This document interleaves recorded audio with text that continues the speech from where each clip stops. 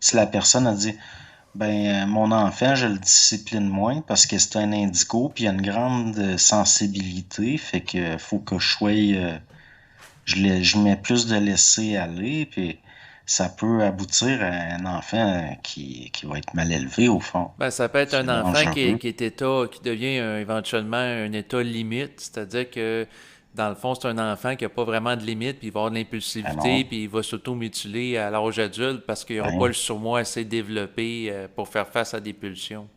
exactement. C'est-à-dire que si ton enfant, tu veux pas y faire vivre de frustration, jamais, tu vas faire quelqu'un de totalement intolérant à toute frustration. Ça fait du monde horrible. C'est dangereux.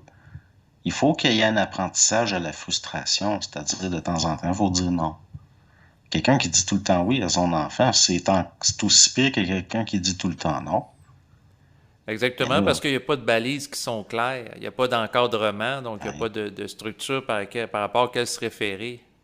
fait que là, si on se met à embarquer là-dedans des notions de spirituelles, genre, pour son karma de sa vie d'après, ou ben, anciennement, il a vécu telle affaire à telle époque, puis là, tu te mets à actualiser dans le présent des choses comme ça, c'est dangereux.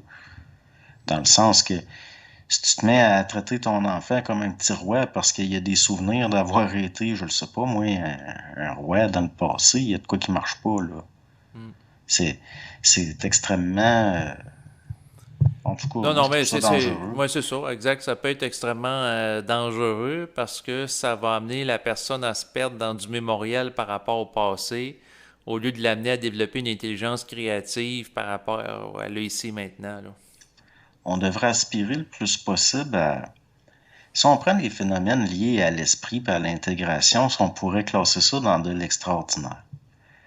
Mais l'extraordinaire, son support, son soutien, c'est l'ordinaire. Dans le sens que d'avoir d'offrir aux enfants une vie la plus normale possible. Tu sais, de pas, dans le sens, au moins, tu sais, il faut devoir à une base parfaite. Puis s'il y a un respect vraiment de l'enfant, ce qui est important pour lui, c'est son expérience à lui. Mhm. Fait que pas chercher à... Tu sais, c'est un peu comme un bon tuteur là, qui tient une plante, il aide la plante à grandir, il donne pas une forme forcée. Non, c'est ça, il ne cherchera pas à la conditionner à outrance, là.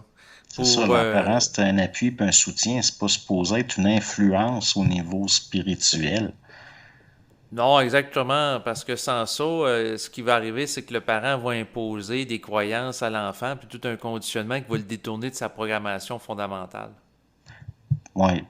Puis que ce soit imposé ou pas imposé, dès qu'il y a une influence subjective qui n'est pas un support et un soutien, même si l'enfant, il se fait pas imposer des croyances, mais il se fait juste influencer puis il adopte des croyances, des fois, c'est pas mieux. Parce qu'il Hmm. développera pas autant son individualité, son sens critique. C'est correct de donner une base, un milieu. C'est pour ça que un milieu sain, c'est pas un milieu, c'est un milieu qui est nourricier, pas formateur. Parce que quelque chose de bien nourri va s'auto-former par son expérience. Ben, implicitement, ça forme l'enfant sans que ce soit une formation explicite puis moralisatrice, là, naturellement, là.